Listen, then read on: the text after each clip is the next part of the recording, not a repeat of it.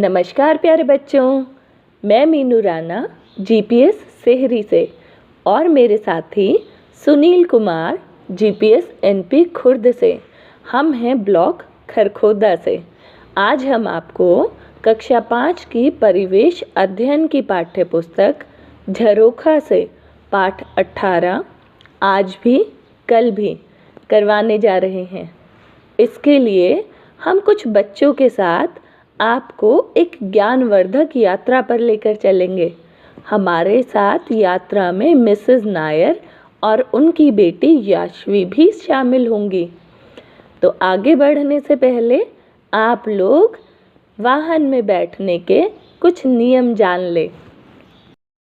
बच्चों, गाड़ी में बैठने से पहले इस चित्र पे गौर करो, इसे ध्यान से देखो और मुझे बताओ इसमें से आप क्या करोगे और क्या नहीं करोगे। जो करने की चीज़ें हैं उन पर सही का निशान लगाओ और जो आपको नहीं करना चाहिए उस पर गलत का निशान लगाओ। सबने चित्र देखा? तो पहले चित्र में बच्चे बस के बाहर लटके हुए हैं। क्या हमें ऐसा करना चाहिए? सही या गलत? हाँ, गलत। आपको कभी भी बस के बाहर नहीं लटकना चाहिए। दूसरा देखो, माता पिता बच्चे को आराम से बस में चढ़ा रहे हैं। हमें ऐसा हमेशा करना चाहिए, तो ये सही है। आगे देखो, बस के ऊपर कुछ लोग बैठे हैं। क्या हमें बस के ऊपर बैठना चाहिए?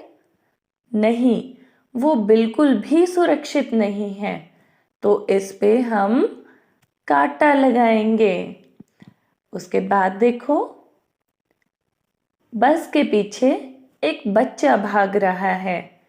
तो क्या आपको किसी वाहन के पीछे ऐसे दौड़ना चाहिए? बिल्कुल भी नहीं, हमें चोट लग सकती है, तो इस पर भी हम कांटा लगाएंगे। बाहर हाथ निकालकर बैठे बच्चे नजर आ रहे हैं।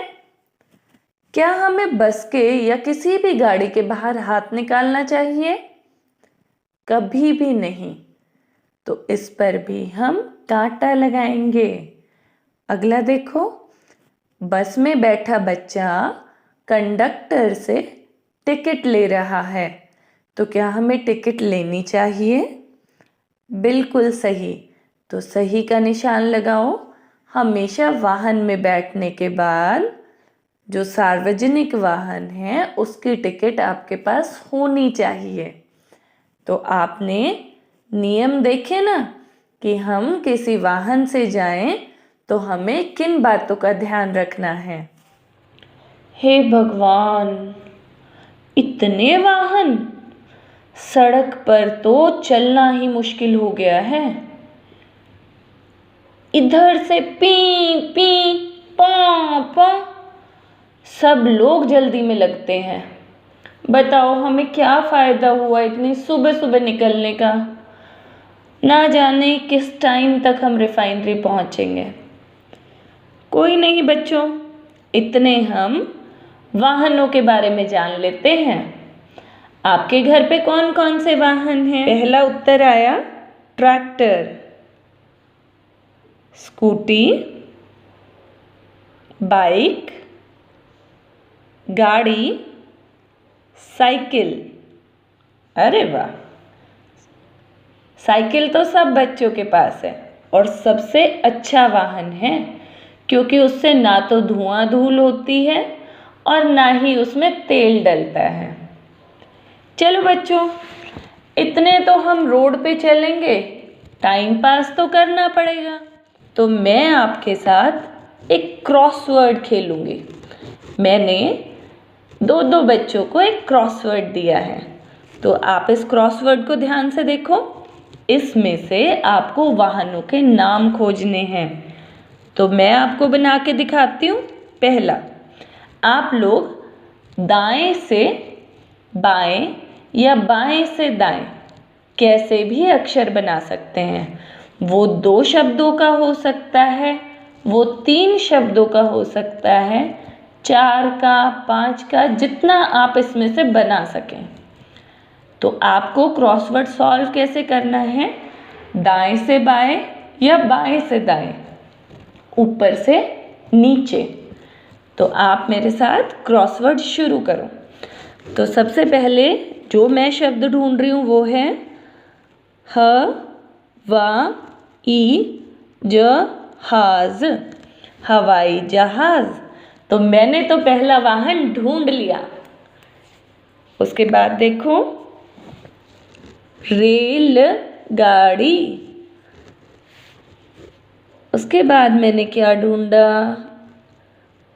बिल्कुल सही, पीछे देखो, ऊपर से नीचे, ट्रक। उसके नीचे एक और शब्द नजर आ रहा है, री अधक शा, रिक्शा। अब आ जाओ 5वीं रो में, दूसरा शब्द देखो, बस, बस। और ढूंढो, यहीं आगे देखो, कार, ऊपर से नीचे, कार। तो आपने बहुत सारे वाहनों के नाम ढूंढ लिए। तो आप इन्हें अपनी कॉपी में लिखना। बच्चों, आज तो बिल्कुल थक गई हूँ। सबसे पहले तो देखो, हवाई जहाज़ की यात्रा की, उसके बाद एयरपोर्ट पे उतर के वहाँ से गाड़ी ली, तब जाके मैं आप लोगों के पास हरियाणा पहुँची हूँ। और आपको तो मुझे रिफाइनरी लेकर जाना है ना। तो चलो, पहले ये देखो, क्या आप इसे पहचानते हो हम कहाँ रुके हैं? जी हाँ, बिल्कुल सही पहचाना। ये पेट्रोल की मशीन जैसा दिखता है, सही है ना? ये पेट्रोल पंप का संकेत है। तो आगे पेट्रोल पंप है। आपको और बताऊं, बहुत सारे संकेत होते हैं। इस स्लाइड को देखो और संकेत का उसके अर्थ के साथ मिलान करो। तो देखते हैं कौन कितने सही मिलान कर पाएगा। मैडम, बताओ मैंने कितने सही किए? पहला था आगे स्कूल है, दूसरा गति सीमा का, तीसरा पता नहीं, चौथा था यहाँ हॉर्न बजाना मना है। बहुत अच्छे बेटा, आपने तो 3 सही किए। चलो, अब मैं आपको बताती हूँ कि ये संकेत क्या क्या आपको बता रहे हैं। पहला है, आपने बिल्कुल सही पहचाना, आगे स्कूल है। दूसरा, गति सीमा का भी आपने बिल्कुल सही पहचाना। तीसरा, स्पीड ब्रेकर, गति अवरोधक का है। चौथा, पार्किंग करना मना है, तो नो पार्किंग का साइन है। पांचवा दिखा रहा है, आदमी कार्य कर रहे हैं। छठा, इस क्षेत्र में हॉर्न बजाना मना है। देखो, ये हॉर्न बना हुआ है ना, तो आप इसको पहचान सकते हो। ऐसे बहुत सारे संकेत होते हैं, तो मैं आपको विस्तार से और भी बाद में बताऊंगी। ये लो, पहुंच गए पंप पर। जब तक अंकल तेल डलवाएं, हम यहाँ इंतज़ार करते हैं। बच्चों, आगे बढ़ने से पहले ज़रा पूरे पंप पे नज़र घुमाओ और मुझे बताओ, क्या यहाँ तेल के अलावा आपके लिए और भी सुविधाएं उपलब्ध थी? मैम, यहाँ मुझे पीने का पानी, वॉशरूम और गैस भरने की मशीन दिखी। हाँ बच्चे, वो आपकी सुविधा के लिए ही हैं। मैम, छत पर एक शीशे जैसा कुछ लगा है। अरमान बेटा, उसको सोलर पैनल बोलते हैं और वह भी आपकी सुविधा के लिए है, क्योंकि वह एक एनर्जी सोर्स है, नवीकरणीय एनर्जी सोर्स। मैम, नवीकरणीय क्या होता है? बेटा, हम एनर्जी के 2 सोर्सेस का इस्तेमाल करते हैं। एक है नवीकरणीय यानी कि रिन्यूएबल एनर्जी सोर्स, और दूसरा है नॉन रिन्यूएबल यानी अनवीकरणीय सोर्स। तो नवीकरणीय सोर्स वह होते हैं जो भरपूर मात्रा में हैं और जिनका इस्तेमाल आप बार बार कर सकते हो, जैसे कि सूरज की किरणों का, जिसको हम सोलर एनर्जी बोलते हैं, या फिर हवा का। बड़े बड़े पंखों की सहायता से हम हवा के द्वारा उन पंखों को घुमाते हैं और एनर्जी बनाते हैं। तीसरा, धरती से निकलने वाली गर्मी का इस्तेमाल करके टरबाइन घुमाते हैं। चौथा, बायोमास। ये सब क्या है? ये सब नवीकरणीय ऊर्जा स्रोत हैं जो बार बार इस्तेमाल हो सकते हैं। उसी के विपरीत अनवीकरणीय ऊर्जा स्रोत होते हैं जिनके भंडार बहुत सीमित हैं। अगर वह एक बार खत्म हो जाएं तो उनको बनने में लाखों करोड़ों साल लग जाएंगे और हम तब तक बहुत परेशानियों का सामना करेंगे। इसीलिए हमें अनवीकरणीय ऊर्जा स्रोतों का इस्तेमाल बहुत ही सोच समझ के करना चाहिए। अनवीकरणीय सोर्सेज कौन कौन से हैं? जैसे आपने यहाँ से भरवाया, पेट्रोल, डीजल या फिर कोयला, गैस, ये सब क्या है? ये सब अनवीकरणीय ऊर्जा स्रोत हैं। मैडम, हम एक गाड़ी में इतने सारे लोग बैठे हैं, ये एक एक क्यों बैठे हैं हर गाड़ियों में? अच्छा, अब मेरी भी सुनो। वाहन अगर बढ़ाओगे, पेट्रोल बचा ना पाओगे। बिन सोचे ही खर्च किया तो पैदल पैदल जाओगे। आपको समझ आया मैंने क्या बोला? नहीं। देखो, जैसे इतने सारे लोग अगर एक गाड़ी में बैठ के जाएंगे तो हमें पेट्रोल एक ही गाड़ी में भरवाना पड़ेगा। लेकिन अगर हम अलग अलग गाड़ी में बैठ के जाएंगे तो सब गाड़ियों को पेट्रोल भरवाना पड़ेगा। तो हमने दो नुकसान कर दिए। पहला नुकसान तो क्या किया कि पॉल्यूशन बढ़ा दिया, जिससे हमें सांस लेने में तकलीफ होगी। इसीलिए तो जिया पूरे रास्ते खांसती हुई आ रही थी। दूसरा नुकसान हुआ, हमने तेल की खपत बढ़ा दी। हम बहुत ज़्यादा मात्रा में तेल इस्तेमाल करने लगे। अगर ऐसे ही करते रहे ना तो थोड़े दिन में सबकी गाड़ियाँ बैलगाड़ियाँ बन जाएंगी। आपको पता है, अगर तेल नहीं होगा तो ये गाड़ियाँ चल नहीं पाएंगी। मैडम, ऐसे कैसे तेल खत्म हो जाएगा? आपको पता है, इन अंकल के पेट्रोल पंप पे तो नीचे इतने बड़े बड़े कुएं बने हुए हैं। अरे गुड़िया, इसके नीचे कुएं नहीं दबे हुए। इसके नीचे तो दो बड़े बड़े टैंक हैं, एक पेट्रोल का एक डीजल का, जो कि रिफाइनरी से मंगवाए गए बड़े टैंकरों की सहायता से भरवाते हैं। और जो गाड़ी पेट्रोल इंजन की होती है उसमें पेट्रोल भरते हैं, जो गाड़ी डीजल इंजन की होती है उसमें डीजल भरते हैं। और हमारे पास एक और मशीन है, वो देखो, उसका नाम सीएनजी है, जिसको हम कंप्रेस्ड नेचुरल गैस बोलते हैं। उसको हम सिलेंडर में भरते हैं। चलो बच्चों, सफ़र दोबारा शुरू करते हैं। बच्चों, कल्पना करो, अगर एक दिन पंप के नीचे वाले टैंक खाली हो जाएं और रिफाइनरी से आने वाले टैंकर पहुंच ही ना पाए, तो आप अपने आसपास क्या बदलाव पाओगे? हाँ, आपको हर पंप के बाहर गाड़ियों की कतार नज़र आएंगी। और क्या होगा? दफ्तर जाने वाले या किसी और काम से जाने वाले लोग समय पे नहीं पहुंच पाएंगे, जिसकी वजह से आपको अव्यवस्था नजर आएगी। उद्योग धंधे, फैक्ट्रियां बंद पड़ जाएंगी, जिसकी वजह से सामान का उत्पादन नहीं हो पाएगा और आप ज़रूरत का सामान समय पे नहीं पाओगे। तो अब हमें तेल बचाना पड़ेगा, नहीं तो क्या होगा?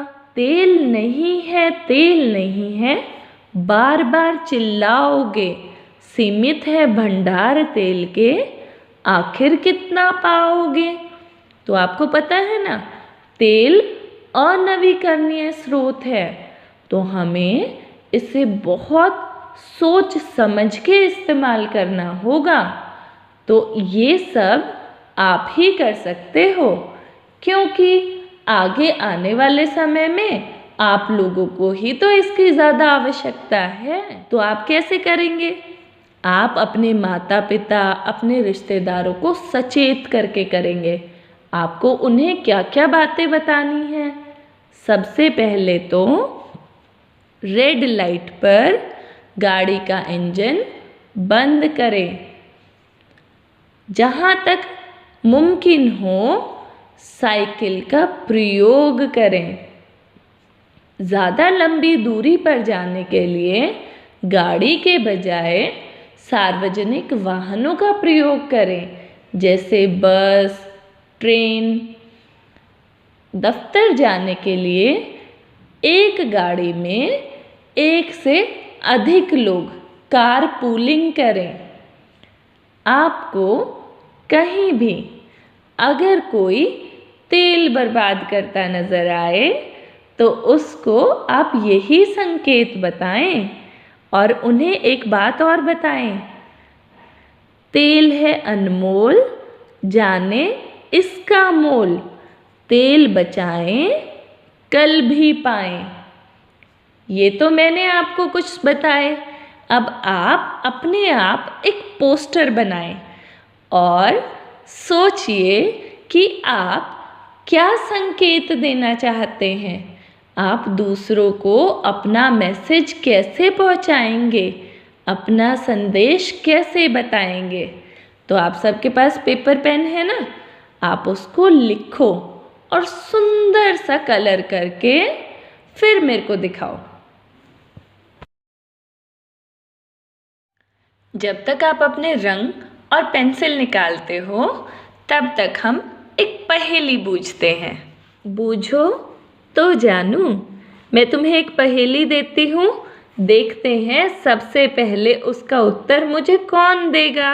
कहीं कहीं मैं रहता हूँ, जमीन के नीचे बहता हूँ, काला काला मेरा रंग, बात यह तुमसे कहता हूँ।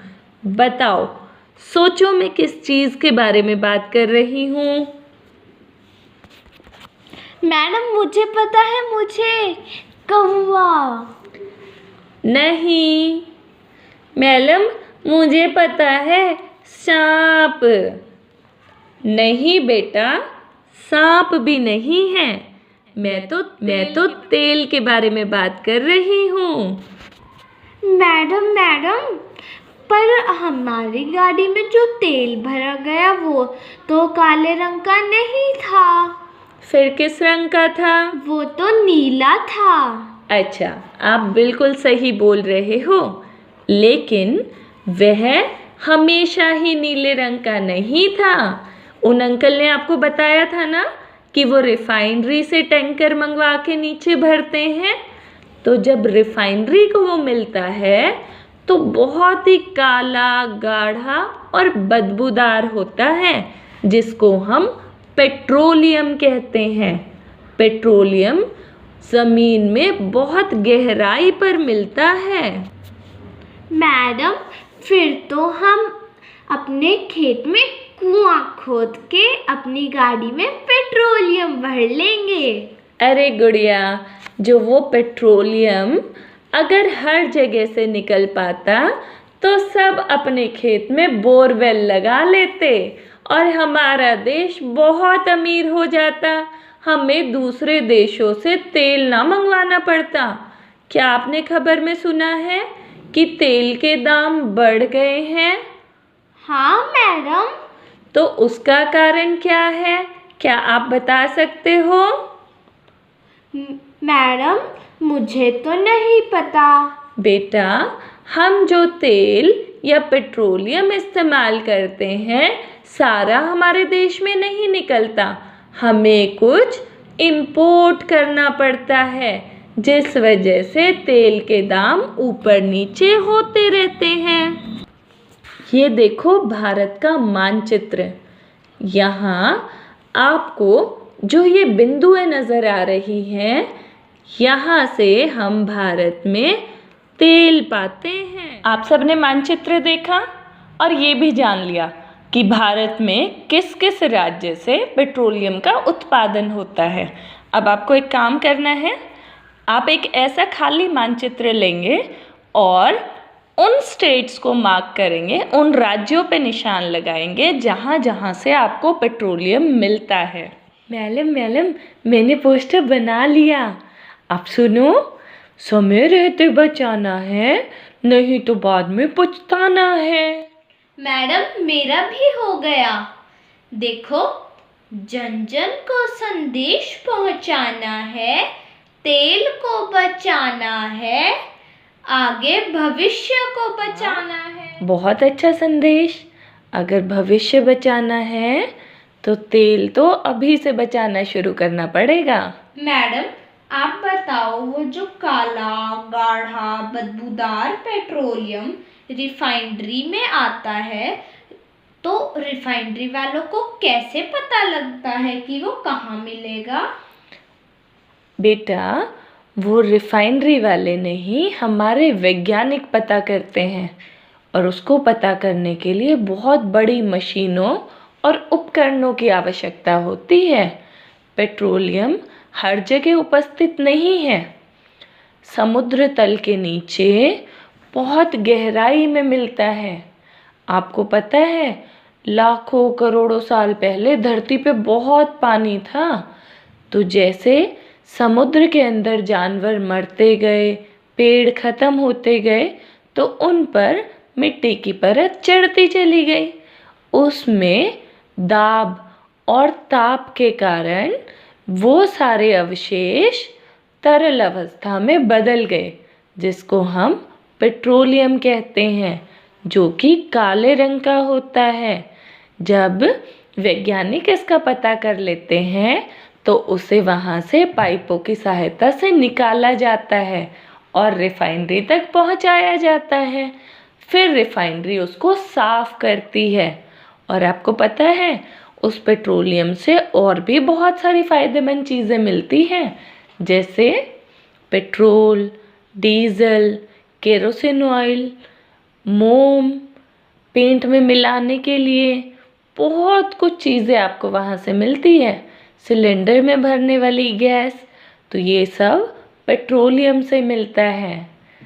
आपको पता है अब रिफाइनरी में कैसे साफ़ होता है, ये तो मिसेस नायर हमें बताएंगी।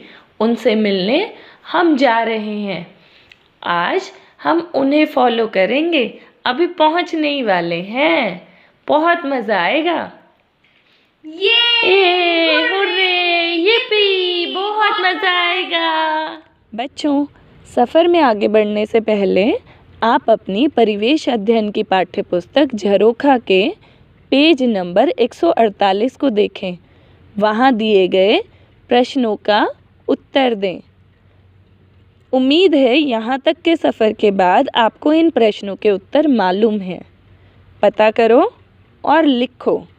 पहला प्रश्न, भारत की उन 2 जगहों के नाम लिखो जहाँ तेल के भंडार हैं। उत्तर है गुजरात, आसाम। अगला देखो, ज़मीन से निकाला गया तेल कैसा होता है? तो काला, गाढ़ा, बदबूदार। अगला देखो, निकाला गया तेल सबसे पहले कहाँ ले जाया जाता है? इसे रिफाइनरी भेजा जाता है। तेल से क्या क्या अलग किया जाता है?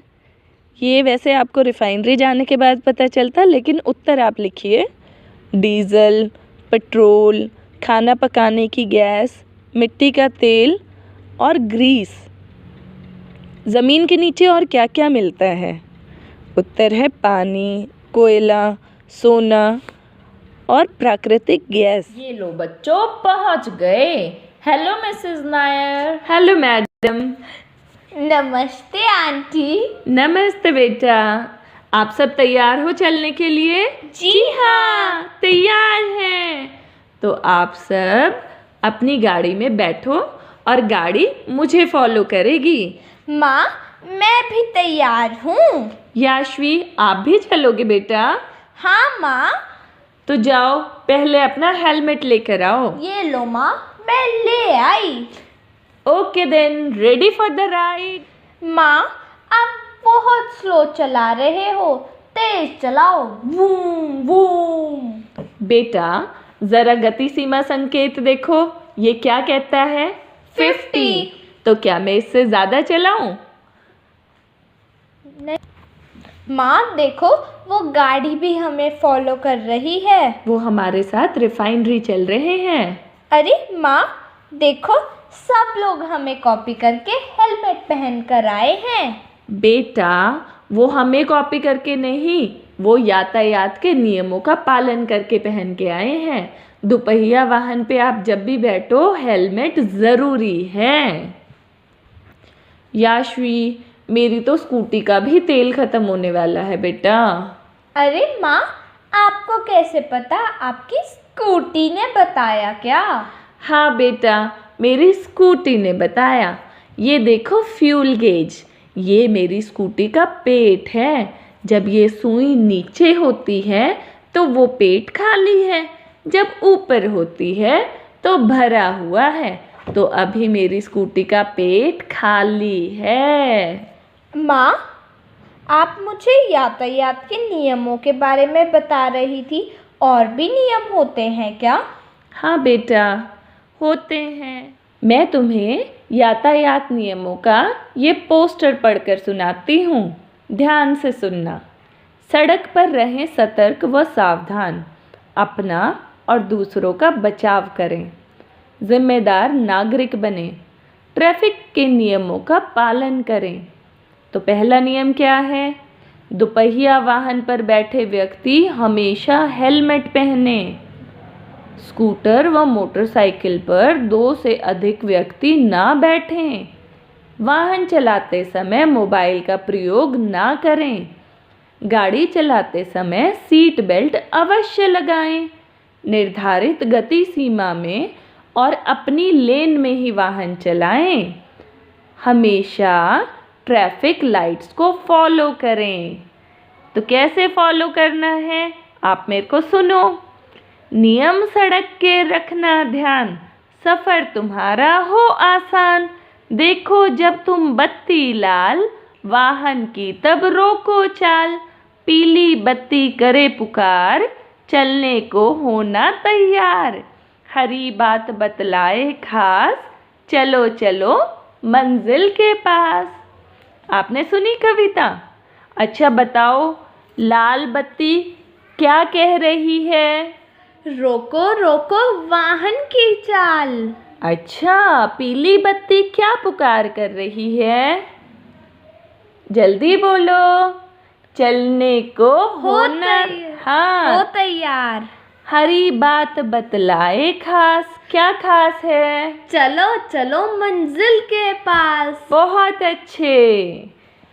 ऐसा है कि ये यातायात के नियम सिर्फ वाहनों के लिए नहीं बने। क्या तुम कभी सड़क पर गई हो और तुम्हें नियमों का भी पता है? हाँ, पर नियम? नियम तुम्हें नहीं पता? नहीं माँ, आप मुझे बताओगे? हाँ ज़रूर। हमेशा फुटपाथ पर चलें। बिना पगडंडी वाली सड़क पर दाईं ओर चलें। सड़क पार करने के लिए हमेशा किसका इस्तेमाल करें? Zebra crossing. और फुट ओवर ब्रिज या सबवे का प्रयोग करें।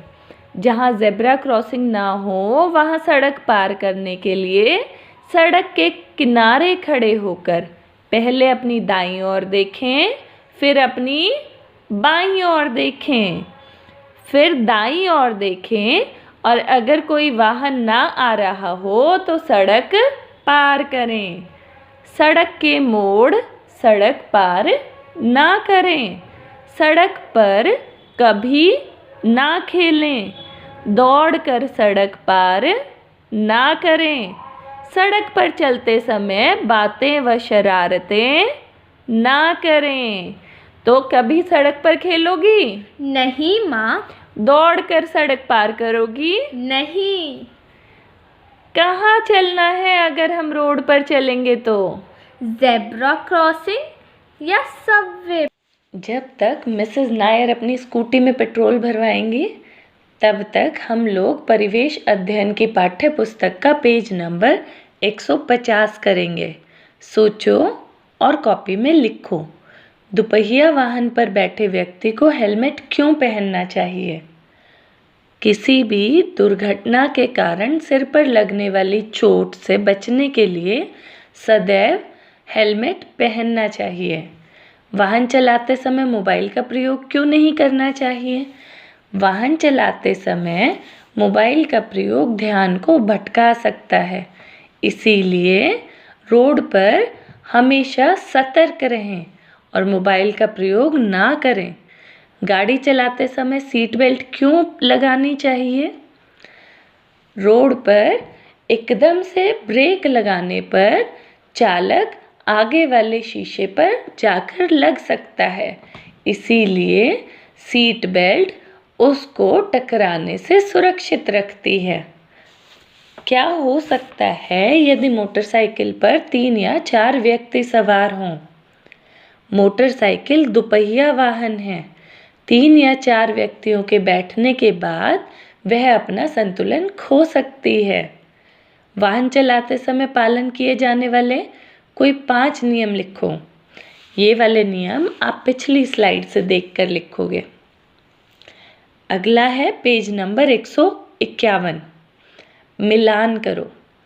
सड़क पार करने के लिए ज़ेब्रा क्रॉसिंग। दुपहिया वाहन पर बैठा व्यक्ति सदैव हेलमेट पहने। कार चालक सीट बेल्ट का प्रयोग करे। चौराहे पर खड़ा सिपाही यातायात नियंत्रण के लिए स्पीड ब्रेकर पर वाहन की गति कम करे।